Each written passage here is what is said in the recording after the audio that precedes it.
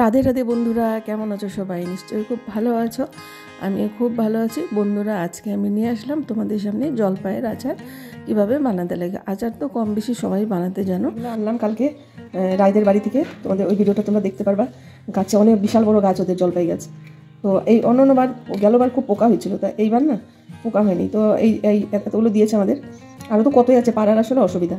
তো হচ্ছে এগুলোকে আমি এখন সিদ্ধ বসাবো। কয়েকটা পাকাও আছে, ওইটা বলে রাই নাকি মাখা করে খাবে। তো সিদ্ধ বসাই, তোমরা সাথে থাকো, দেখো আমি কীভাবে আচারটা বানাই। দেখো বন্ধুরা, সিদ্ধ বসায় দিলাম, এটা সিদ্ধ হোক। তারপরে এটাকে আমি বানাবো একটু গুড় আর একটু চিনি দিয়ে। চিনি আছে, গুঁড়ো আছে, তা সবটাই গুড় দেবো না, সবটাই চিনি দেবো না, দুইটাই মিক্সড করে দেবো। তো সিদ্ধ হোক, পরে তোমাদের সাথে শেয়ার করছি। দেখো বন্ধুরা, আমার জলপাইটা সেদ্ধ হয়ে গেছে। এখন আমি এটাকে ভাঙে ভাঙে নিব, মানে একটু চটকায় নিব, মানে খুব চটকাবো না, আটা আটা করবো না। তো আমার জলপাই চটকানো হয়ে গেছে। এখন আমি দিয়ে দিলাম কড়াইতে তেল। আমি যেভাবে বানাই আমি তোমাদের সাথে সেটা শেয়ার করলাম। কতগুলো শুকনো লঙ্কা দিয়ে দিলাম। তো এখানে জলপাই আছে 2-2.5 কেজির মতন জলপাই হবে। তা দেখো, তেলের মধ্যে আমি দিয়ে দিলাম শুকনো লঙ্কা আর 5 ফোড়ন।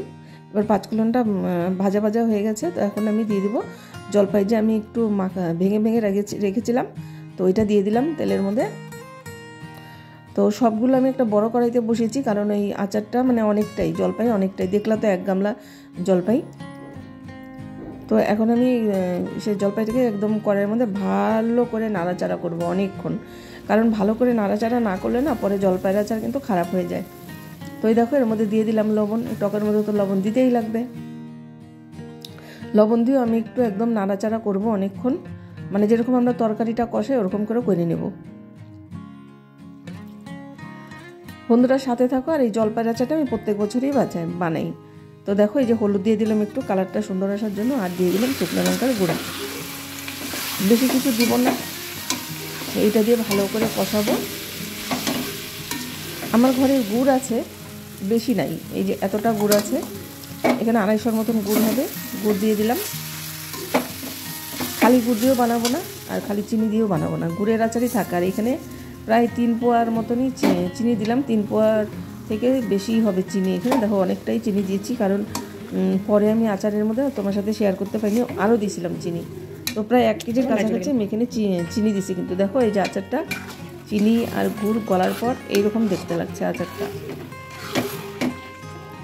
তো এটাকে পুরো নাড়াচাড়া করতে লাগবে, কারণ একটুখানি ছেড়ে দিলেই এটা কিন্তু লাগিয়ে যাবে কড়াইয়ের মধ্যে।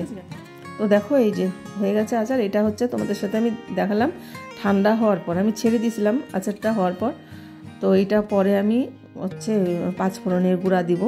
গুঁড়া করে রাখা আছে আমার কাছে, আমি চাটনি বানালেও দিই। তো আমার কাছে রাখা আছে, তো আমি সেইটাই এর সাথে দিয়ে দিলাম।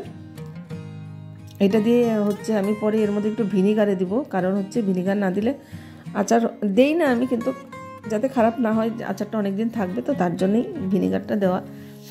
আর এই যে 5 ফোড়নের গুঁড়াটা দিলাম, এখন আমি এটাকে ভালো করে মাখায় নিব, মিশায় নিব আর কি। ঠান্ডা হয়ে গেছে, তো একটু শক্ত হয়ে গেছে আচারটা। আর এই যে দেখো, আচারটা আমি এখন আমি আচার একটু মেয়ের বাড়িতে নিয়ে যাব, মেয়ের বাড়িতে যাবো, তো তাই আমি একটু আচারটা নিয়ে যাব। তো আচারটা আমি কৌটার মধ্যে বাইরে নিই, আর বাকি যেটা থাকবে তো রাইকে বলছি যে আরও নিয়ে আসিস, আরও বানায় রেখে দেবো। তো আজকের জন্য এখানেই শেষ করলাম বন্ধুরা ভিডিও।